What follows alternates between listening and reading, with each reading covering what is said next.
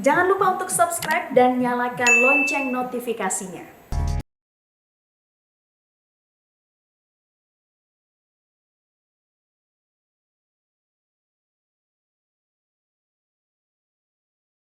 Selamat pagi pemirsa, tingginya antusiasme warga Amerika Serikat pada pemilu kali ini dan keunggulan perolehan suara sementara Biden juga menjadi cerminan penolakan atas populisme berbasis nasionalisme sempit yang akhir-akhir banyak dialami sejumlah negara. Pemirsa, inilah editorial Media Indonesia edisi hari Jumat tanggal 6 November 2020 dengan tema Menanti Biden Catat Sejarah bersama saya Kevin Egan.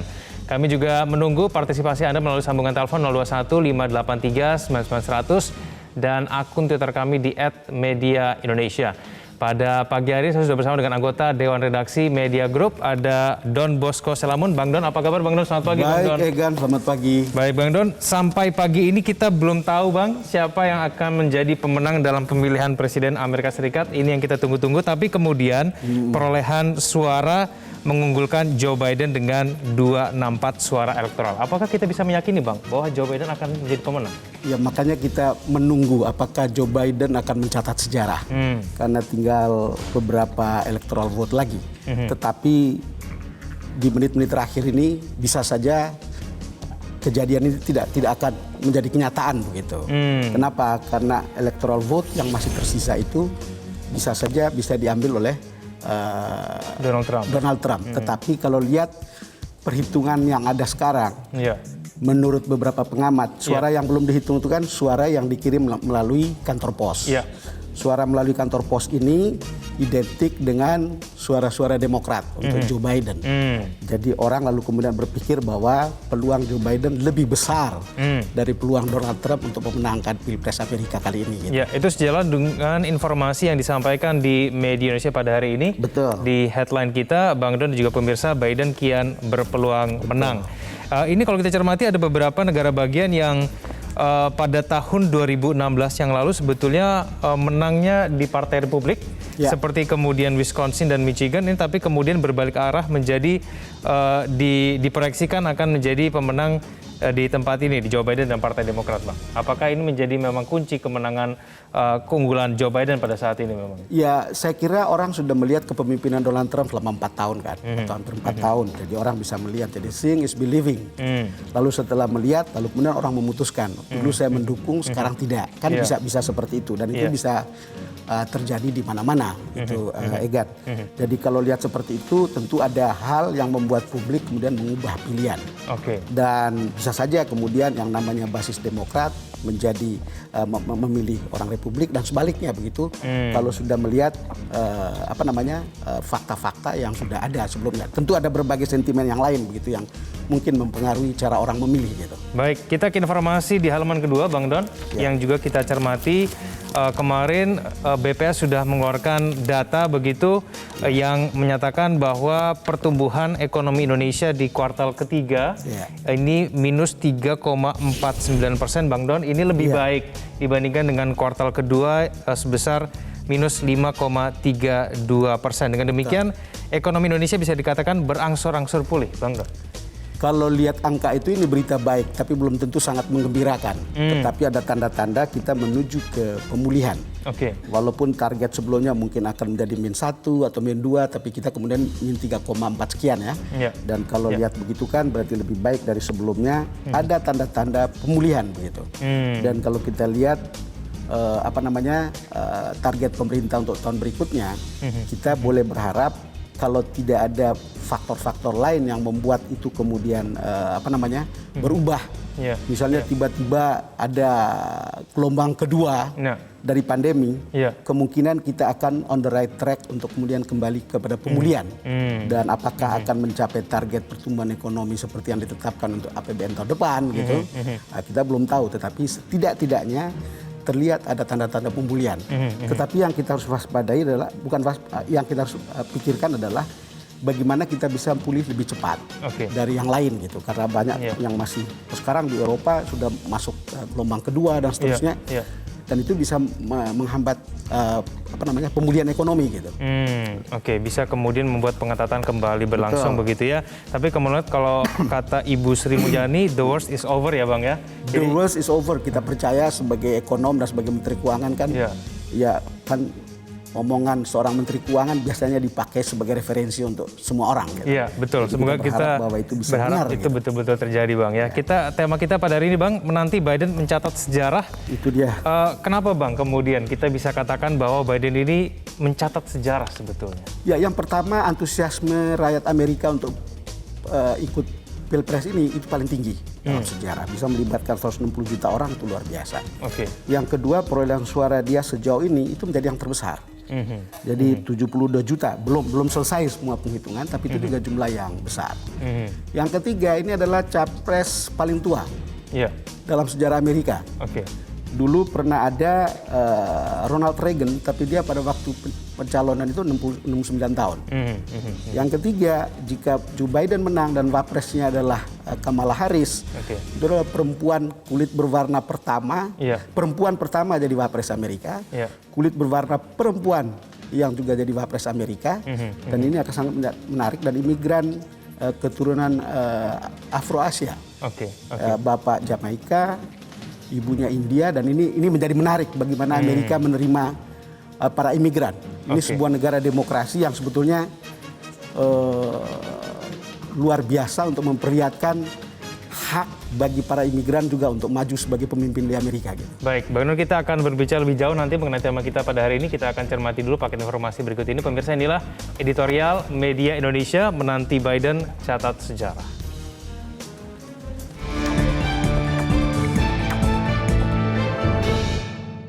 Menanti Biden catat sejarah.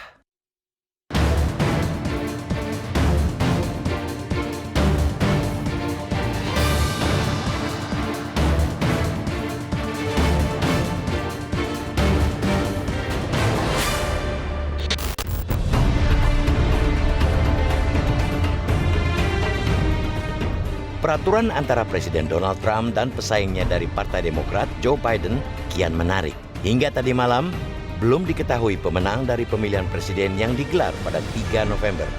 Pemilihan kali ini kian menarik karena tingkat partisipasi pemilih sangat tinggi. Tingkat partisipasi pemilih diprediksi akan menjadi yang tertinggi dalam seabad terakhir, hampir 160 juta, mewakili 65% pemilih. Penghitungan surat suara masih berlangsung di sejumlah negara bagian. Namun suara yang sudah dihitung lebih dari 140 juta suara, Biden sementara unggul dengan 72 juta suara dan 68 juta suara diperoleh kandidat petahana. Biden menjadi capres dengan perolehan suara pemilih terbanyak sepanjang sejarah pemilu Amerika Serikat. Selain mencetak rekor soal perolehan suara, Biden mencatat sejarah dengan memilih Kamala Harris sebagai calon wakil presiden. Untuk pertama kalinya ada perempuan kulit berwarna menjadi cawapres dari partai utama di pemilu Amerika Serikat. Meski Biden menoreh sejarah pengumpulan suara, Pilpres Amerika Serikat tidak ditentukan oleh banyaknya suara populer, melainkan dengan suara elektoral. Biden telah mengantongi 264 suara elektoral dan Trump 214 suara elektoral. Pemenang Pilpres harus mendapatkan minimal 270 suara elektoral. Rakyat Amerika Serikat menunggu apakah Biden berhasil menyempurnakan catatan sejarahnya dengan memenangi Pilpres ataukah Trump mampu membuat kejutan di saat-saat terakhir. Bukan hanya warga Amerika Serikat, dunia juga menunggu pemenang Pilpres negara adidaya itu. Dunia menunggu karena kebijakan Presiden Amerika Serikat turut mewarnai percaturan politik global. Siapapun pemenangnya, apakah Trump atau Biden, Pilpres Amerika Serikat kali ini telah sukses dalam bentuk antusiasme pemilih yang tinggi, menegaskan besarnya kesadaran politik warga untuk menentukan nasib bangsanya sebagai fondasi demokrasi. Bahkan wabah pandemi COVID-19 tidak menyurutkan warga untuk menentukan pilihan mereka. Tingginya antusiasme warga Amerika Serikat dan keunggulan perolehan suara sementara, Biden juga menjadi cerminan penolakan atas populisme berbasis nasionalisme sempit yang akhir-akhir banyak dialami sejumlah negara.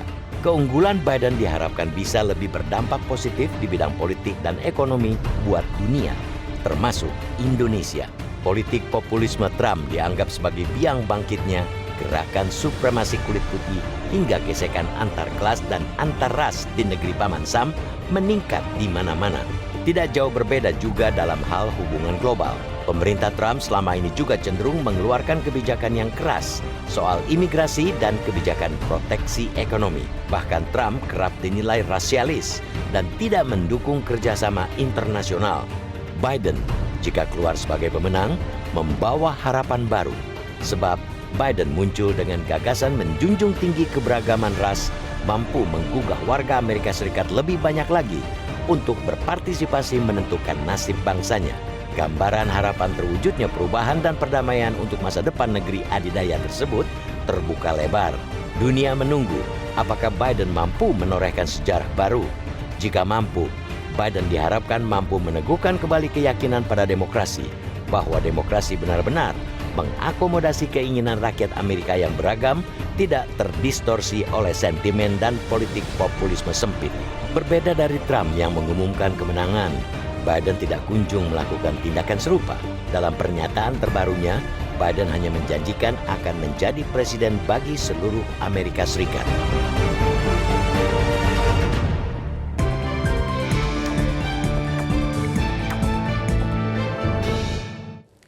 Sampai ke pendapat Anda bisa kontak kami di sambungan telepon 021 583 9900 dan akun Twitter kami di @mediaindonesia. Kami akan kembali usai jeda berikut.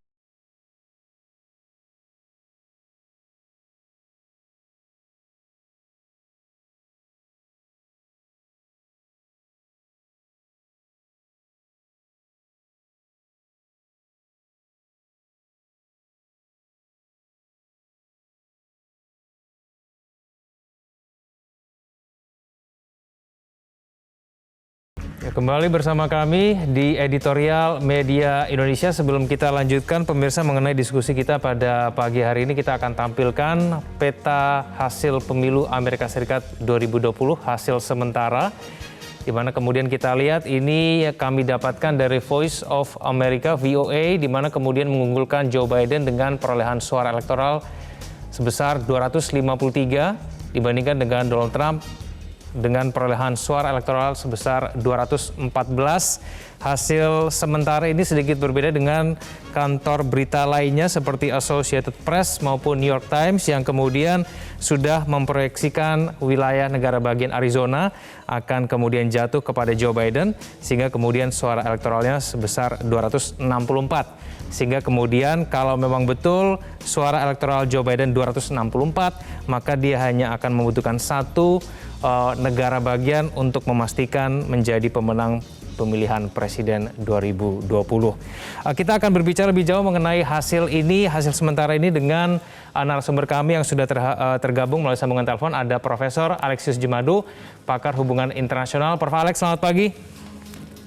Selamat pagi. Prof. Alex, apakah Joe Biden akan menang, Prof. Alex? Tampaknya arahnya akan ke sana. Okay. Karena dia tinggal butuh satu negara bagian lagi, 6 suara electoral vote ya untuk ke 270 dan dia sudah menang, jadi tinggal selangkah lagi dibandingkan Trump yang butuh beberapa negara bagian itu. Oke, peluangnya Donald Trump sendiri seperti apa, Prof. Alex, untuk membalikan keadaan begitu? Iya, itu satu hal yang sangat luar biasa dan pasti kejutan yang sangat besar kalau misalnya dia bisa kejar dari 214 ke 270 dengan memenangkan semua negara bagian yang sisa itu. Makanya orang melihat kesulitannya itu besar sekali bagi dia dan very unlikely bahwa dia akan bisa ke 270 ya. Kunci dari keunggulan Joe Biden itu apa sih, Prof. Alex? Selain tentu pemilih tradisional Partai Demokrat, ya, tapi juga mungkin didorong oleh ketidaksukaan terhadap gaya kepemimpinan Trump dan kita lihat dari retorika Biden selama ini selalu fokus pada bagaimana mengatasi pandemi dan itu dicecar terus selama kampanye bahwa Gedung Putih tidak bisa menyelesaikan masalah pandemi di Amerika. Baik. Kenapa kemudian beberapa negara bagian yang sebelumnya tahun 2016 begitu ya, ini menjadi basis Republik tapi kemudian berbalik menjadi basis Demokrat begitu, seperti Wisconsin dan Michigan, Prof. Alex. Ya, bisa jadi karena retorika dari Biden itu yang menganggap bahwa Presiden Trump itu tidak memberikan solusi terhadap apa yang dihadapi oleh Amerika, dan juga mungkin keberhasilan mereka untuk mengatakan bahwa Trump itu tidak mewakili nilai-nilai Amerika yang selama ini dikenal oleh dunia begitu. Baik, Prof. Alex, kalau kita cermati dari respon Donald Trump sendiri, dia mengklaim bahwa dia yang menang, lalu kemudian mengajukan gugatan hukum begitu dan menuntut untuk penghitungan suara ulang atau dihentikan begitu. Apakah dasar Donald Trump ini kuat sebetulnya, Prof. Alex? Saya duga dasar optimisme dia adalah melihat entusiasme rally-rally yang dia adakan sebelum itu dan menunjukkan massa yang sangat besar yang memberikan dukungan kepada Trump. Dan juga mungkin dia optimis juga karena memang ada beberapa kejadian di mana ada kekeliruan di dalam penghitungan itu, dan dia menduga bahwa ada kekeliruan yang disengajakan dan merugikan Trump begitu. Baik, Prof. Alex, kira-kira apakah sudah kita bisa perkirakan apa yang akan terjadi kepada Indonesia kalau Joe Biden akan terpilih menjadi presiden pada hari ini? Ya, itu pertanyaan yang selalu muncul karena menyangkut kepentingan Indonesia. Tapi saya pikir yang pertama kita harus catat bahwa setelah Pilpres ini, Amerika pasti memberikan prioritas kepada urusan dalam negeri yang kasat mata dua masalah besar itu, masalah pandemi dan masalah ekonomi kan gitu. Ya, tetapi dari segi hubungan internasional kita melihat bahwa Joe Biden adalah wakil presiden semasa Obama, ya kan? Okay. Dan semasa Obama itu ada gagasan pivot to Asia. Ya kan, perhatian yang lebih besar ke Asia, yang mungkin saja akan dihidupkan kembali oleh Biden, tetapi dengan catatan bahwa dia harus meyakinkan Senat yang dikuasai oleh Republik dan Kongres yang melemah ya, dominasi dari Partai Demokrat di sana. Dia harus bisa mengajak dukungan dari sebagian Republik itu untuk bisa kembali menghidupkan policy Obama di Asia. Selain itu kita ada kabar positif saya kira kalau Biden menang, karena pendekatan dia mungkin akan lebih internasionalis daripada Trump ya. Dalam pengertian gini, Trump itu orangnya lebih zero sum game, tapi orang liberal seperti Obama, Biden, mereka lihat hubungan internasional itu sebagai positive sum game. Artinya kehadiran Amerika di Asia itu mungkin akan lebih tampak. Dan untuk Indonesia saya pikir itu hal yang positif karena kita ingin wilayah ini lebih dicirikan oleh kerjasama daripada sikap zero sum game antara Amerika dan Tiongkok. Jadi kita butuhkan kehadiran Amerika untuk mengimbangi dominasi Tiongkok, dan diharapkan dengan itu kita mempunyai peluang untuk meningkatkan atau mengoptimalkan mekanisme ASEAN dalam rangka menciptakan stabilitas regional yang sangat kita butuhkan untuk pemulihan ekonomi pasca pandemi ini gitu. Baik, Prof. Alex, terima kasih telah bergabung bersama kami di editorial Media Indonesia. Sebelum kita jeda, Bang Don, kita akan diskusi sedikit sebelum kita berbicara lebih jauh mengenai bagaimana nanti Joe Biden kalau nanti dia terpilih untuk Indonesia seperti apa. Tapi banyak juga Bang Don yang mengatakan bahwa pemilihan Presiden Amerika Serikat ini ada rasa Indonesianya begitu. Bagaimana Bang Don? Betul tidak? Ada beberapa memes dan kemudian statement dari beberapa pengamat maupun jurnalis asing ya. Ini Pilpres feeling like Indonesian politics. Jadi dari segi klaim kemenangan duluan, lalu kemudian mengancam akan mengajukan itu ke pengadilan, lalu minta hitung ulang, lalu menuduh bahwa penghitungannya dilakukan dengan curang, ya itu mengingatkan kita pada pilpres kita yang baru lewat. Iya, deja vu. Makanya pilpres kali ini sangat dekat dengan publik kita dan itu terbukti dari begitu banyaknya memes dan keikutsertaan publik dalam sosmed untuk mengomentari pilpres di Amerika ini. Ada ketika dia bilang feel like Indonesian politics, ada lagi yang merespon absolutely, but it is not truly Indonesian politics unless Trump and Biden's Secretary of Defense. Jadi orang melihat seperti itu akan terjadi kalau Trump menjadi menhannya Joe Biden nanti. Jadi ini ada cerita. Tapi yang paling kita prihatinkan sebetulnya jika pilpres ini menimbulkan kerusuhan antara kelompok. Kita tahu bahwa Amerika itu terbelah betul pada masa kepemimpinan Donald Trump. Dan mungkin itu yang menyebabkan adanya sejumlah kegaduan di beberapa tempat. Tetapi itu akan menjadi sangat ironis kalau kita melihat bagaimana Amerika itu punya sejarah panjang dengan demokrasinya. Orang selalu menyebut Amerika itu kampiun demokrasi. Tapi kalau tiba-tiba ada kejadian seperti ini, apalagi nanti kalau ada penghitungan terakhir, memperlihatkan misalnya fakta, ada kegaduan-kegaduan di mana-mana, ada sesuatu yang anomali, entah mungkin karena pengaruh sosmed atau itu atau generasi baru yang kemudian terjadi tiru-meniru dari situasi politik yang sama di beberapa tempat. Itu juga menjadi sangat menarik, tapi kita tidak menurut saya tidak layak itu terjadi di sebuah negara yang notabene sudah matang berdemokrasi gitu. Tapi sudah ada sejumlah laporan Bang Don bahwa terjadi bentrokan begitu ya antar pendukung. Mungkin juga karena pendukung dari Donald Trump ini terinspirasi atau terprovokasi dari pernyataan Donald Trump sendiri, Bang Don. Ya makanya pernyataan ketika misalnya setelah penghitungan mulai stuck karena e-voting sudah duluan lalu kemudian memperlihatkan euforia di mana Trump itu menang. Sementara suara-suara yang melalui kantor pos belum sampai dan belum dihitung. Yang kemudian memperlihatkan pada saat-saat terakhir di beberapa negara itu Joe Biden memenangkan atau bahkan mendekati.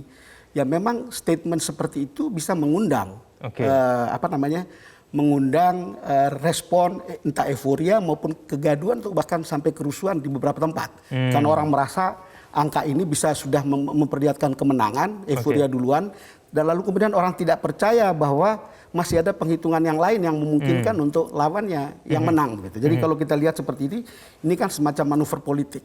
Itu semacam fight accompli, dan itu fight accompli itu kan cara yang juga lazim dalam politik, tetapi kemudian kalau itu menimbulkan masalah di akar rumput, itu sebetulnya menjadi masalah.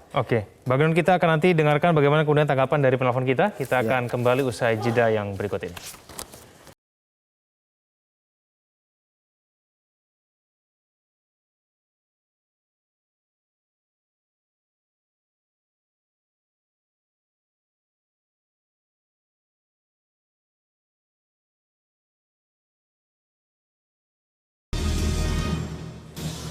Kembali bersama kami di Editorial Media Indonesia. Kalau tadi kami sempat memberikan informasi mengenai peta perolehan suara dari VOA, kali ini kami akan tampilkan peta hasil sementara pemilihan Presiden Amerika Serikat tahun 2020 versi Associated Press atau New York Times yang kemudian sedikit berbeda dibandingkan dengan VOA, di mana pada perolehan suara di Associated Press ini di mana kemudian Joe Biden memperoleh suara elektoral sebanyak 264 begitu ya, lebih tinggi 11 suara elektoral dibandingkan kemudian dengan VOA, data yang sebelumnya kami tampilkan.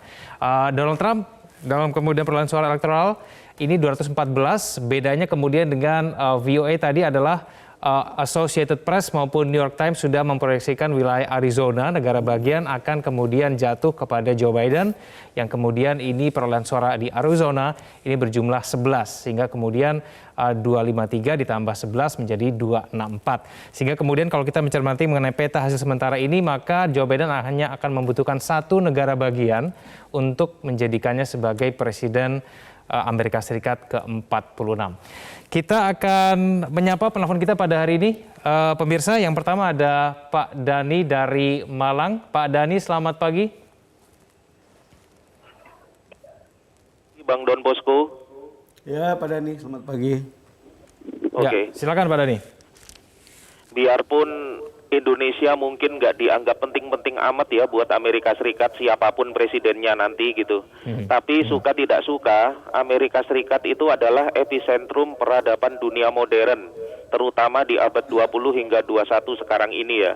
Jadi apapun yang terjadi di Amerika Serikat tentu saja sangat menarik untuk kita ikuti dan kita nantikan ya, terutama terkait Pilpres Amerika Serikat tahun 2020 ini ya.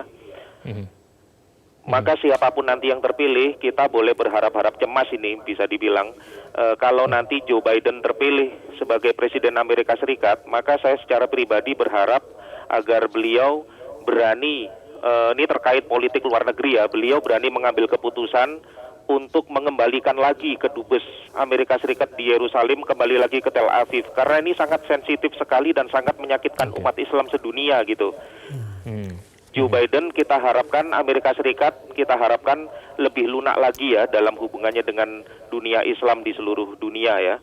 Tapi kalau misalnya Trump terpilih kembali jadi Presiden Amerika Serikat, tentu saja saya berharap pemerintah Indonesia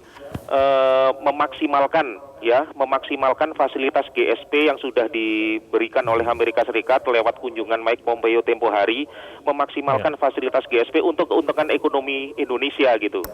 Jadi siapapun nanti yang terpilih, kita berharap suasana dunia lebih positif lagi, lebih tenang lagi ya, sebagaimana dulu George Bush senior yang hanya 1 periode. Waktu George Bush memerintah Amerika Serikat, sentimen dunia Islam terhadap mereka kan sangat negatif. Tapi begitu tergantikan oleh Bill Clinton, sentimen dunia Islam terhadap Amerika Serikat kembali lagi jadi positif. Itu yang kita harapkan terjadi saat ini. Oke, baik. Pak Dhani dari Malang, terima kasih. Di belakangnya ada Pak Bambang Saptono dari Surakarta. Pak Bambang, selamat pagi. Selamat pagi Metro TV dan selamat pagi saudaraku bangsa Indonesia. Ya, silakan Pak Bambang. Kami yakin bahwa dengan kondisi atau atmosfer yang ada sekarang ini, maka Joe Biden lah yang akan memenangkan pemilihan Presiden Amerika Serikat 2020 ini. Lah, begini Mas. Menurut kami bahwa siapapun yang akan menang sebagai Presiden Amerika Serikat ke-46 antara Donald Trump maupun Joe Biden, maka Indonesia dan Amerika Serikat tetap memiliki hubungan diplomatik dan hubungan bilateral yang ke depan yang sangat baik. Hal ini ditunjukkan dengan adanya lawatan Menteri Luar Negeri Amerika Serikat Mike Pompeo ke Indonesia pada 29 Oktober yang lalu. Nah, di mana Mas? Antara Amerika Serikat dan Indonesia tetap saling menjaga komitmen kemitraan yang strategis dan secara intensif. Antara lain, 1. Amerika Serikat meningkatkan investasinya di Indonesia dengan menanamkan 327 miliar dolar Amerika Serikat untuk lebih dari 250 proyek infrastruktur di Indonesia.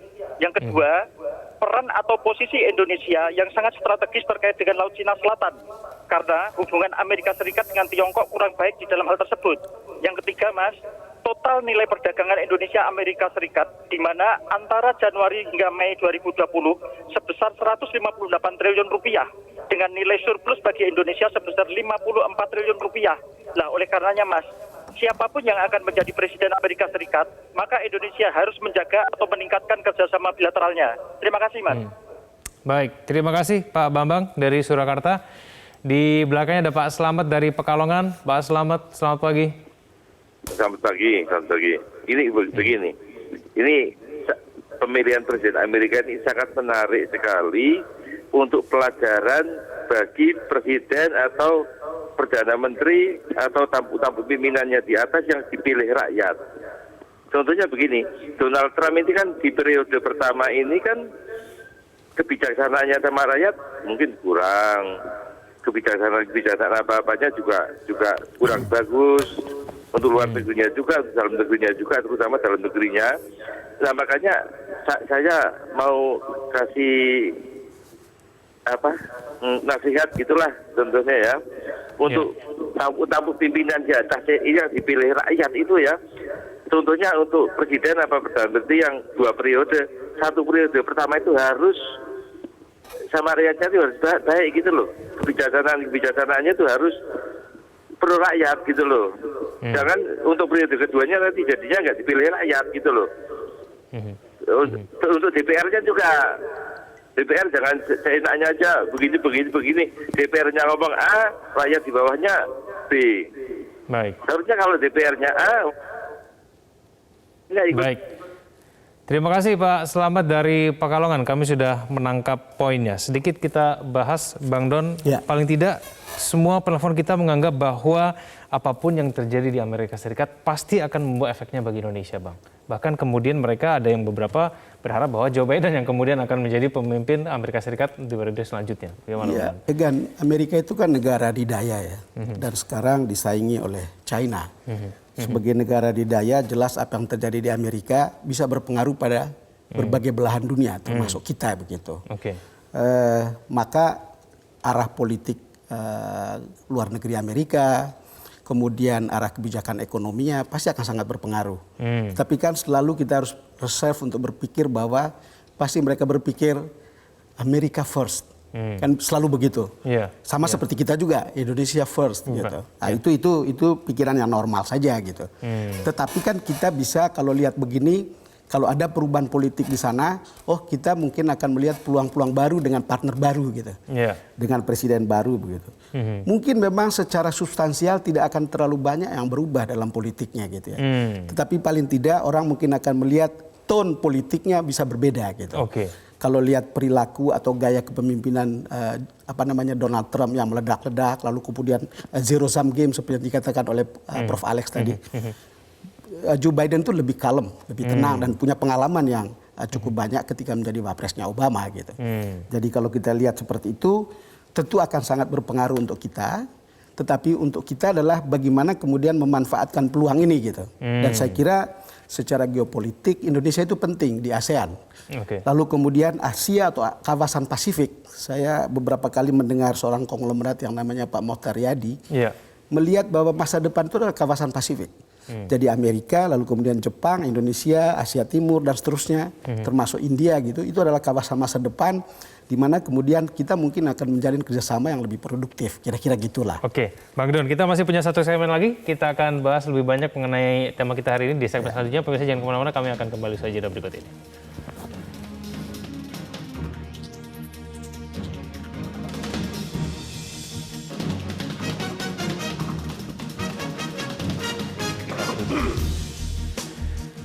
Kembali bersama kami di editorial Media Indonesia. Bang Don, kita masih menunggu Bang, proses penghitungan suara Amerika Serikat hingga saat ini masih berlangsung. Di Georgia ada berita terbaru? Betul, di Georgia mengatakan bahwa salah satu negara bagian di Amerika Serikat yang saat ini proses penghitungan suaranya ditunggu, ini ternyata menurut informasi yang kami dapatkan, ini keunggulan Trump ini di bawah 4.000. Ya, tadi malam ketika kita nonton CNN itu keunggulan Trump itu masih 18.000. Dari 50.000 suara yang belum dihitung. Dan sekarang tinggal berapa? Tinggal di bawah 4.000 Bang. Berarti kemudian gapnya berarti semakin tipis Bang ya? Makin tipis. Jadi kemungkinan besar mungkin ada negara bagian yang tadi diunggulkan Trump akan menang, tapi kemudian akan jatuh kepada Joe Biden. Begitu ya, kurang lebih. Baik, sambil menunggu nanti informasi selanjutnya nanti Bang Don, bagaimana kemudian penghitungan suara di Amerika Serikat masih cukup menarik kalau kita berbicara mengenai bagaimana nanti kemudian masa depan dari politik luar negeri begitu di Amerika Serikat kaitan dengan Indonesia. Bang Don, apakah strategi paling tidak politik luar negeri Indonesia yang diterapkan oleh Presiden Joko Widodo melalui Menteri Luar Negeri hingga sampai saat ini sudah cukup strategis Bang untuk mengantisipasi, untuk kemudian melihat bagaimana kemudian masa depan politik luar negeri Amerika Serikat ke depan? Menurut saya jangan kita melihat bagaimana Amerika underestimate kita gitu, tapi bagaimana kita membuat kita sendiri merasa atau menjadi penting gitu. Dan menurut saya di mata Amerika atau di mata kita sendiri, kita penting di wilayah ini. Sebagai negara terbesar di ASEAN, pasti itu menjadi partner yang pada politik yang dibutuhkan oleh Amerika. Kedua, sebagai negara besar, tentu ini pasar gitu. Sama seperti kita melihat Amerika itu juga pasar. Penduduk Amerika itu big spender, jadi itu partner dagang yang bagus gitu. Kedua, kita berbicara tentang bagaimana posisi Indonesia yang sekarang menjadi cukup menentukan untuk Laut Cina Selatan. Yang kemudian menjadi diklaim oleh banyak pihak, tapi Indonesia dalam posisi yang menurut saya cukup baik. Dan Amerika sangat berkepentingan untuk mendukung posisi itu gitu. Ketiga, tadi saya katakan ini kawasan Asia Pasifik, masa depan itu. Jadi setelah Eropa, Amerika, dan kemudian ke depan itu adalah masa Asia Pasifik gitu. Dan kalau lihat itu ya ini sebuah perjalanan bersama gitu ke depan, bagaimana kemudian kita bisa menjadi partner yang baik. Secara tradisional sebetulnya Amerika itu kan kawan lamanya Indonesia sejak Orde Baru gitu. Tetapi up and down dan seterusnya. Tapi ketika masa Jokowi, kalau tadi Egan tanya, saya rasa saat ini posisi politik kita itu menurut saya cukup bagus. Kerangka kaki kita itu dalam politik luar negeri ada China, ada Jepang, ada Amerika, ada Eropa dan seterusnya. Kita cukup baik gitu. Jadi kita punya teman banyak. Jadi politik kita kalau lihat siapapun pemimpin yang terutama kalau Joe Biden di Amerika gitu, ya ini peluang untuk mencari teman baru, untuk melihat peluang-peluang baru kerjasama multilateral, kerjasama bilateral. Itu sangat terbuka gitu. Faktanya di pemerintahan Trump ini kita mendapatkan fasilitas GSP, Bang. Ini banyak orang yang mungkin juga tidak sedikit yang memprediksi kita tidak akan dapat karena kan Amerika itu proteksionismenya cukup besar. Selama ini dianggap bahwa itu fasilitas GSP itu susah dan di masa Donald Trump ini susah. Tapi kemudian ketika Menteri Luar Negeri kesini kan dia menjanjikan itu kan. Saya kira itu juga tidak akan begitu saja diputus lagi dan kalau ada pemerintahan baru dan itu akan menjadi sebuah peluang baru kan untuk kemudian produk-produk ekspor kita ke sana gitu. Jadi itu sebuah peluang yang juga baik. Walaupun sebetulnya kalau menurut beberapa pengusaha Amerika itu bukan partner utama, bukan partner terbesar ya untuk perdagangan kita gitu. Tetapi apapun kan ini hari ini tidak menjadi partner utama. Tapi kalau ada peluang lalu kemudian apalagi pencabutan GSP itu kalau misalnya ada peluang untuk ekspor lebih banyak ke sana, itu akan sangat bagus untuk kita kan. Baik, Bang Nur, kita akan nanti mantau bersama bagaimana kemudian hasil perolehan pemilihan Presiden Amerika Serikat di tahun 2020. Kita berharap hari ini semoga sudah ada hasilnya, Bang ya. Mudah-mudahan sudah ada hasilnya dan ya kita tunggu saja. Kita tunggu saja, karena mungkin penghitungan lewat pos ini lebih lama begitu dibandingkan perolehan penghitungan yang kita tunggu Presiden. Joe Biden menang atau akan ada keajaiban yang luar biasa untuk kemudian Donald Trump kembali memimpin. Membutuhkan kajian. Terima kasih Bang Don telah bersama kami pada pagi hari ini. Selamat pagi Bang Don. Sama-sama Egan, selamat pagi. Pemirsa, dunia menunggu apakah Biden mampu menorehkan sejarah baru. Jika mampu, Biden diharapkan dapat meneguhkan kembali keyakinan pada demokrasi, bahwa demokrasi benar-benar mengakomodasi keinginan rakyat Amerika yang beragam, tidak terdistorsi oleh sentimen dan politik populisme yang sempit. Terima kasih Anda telah menyaksikan Editorial Media Indonesia. Selamat pagi.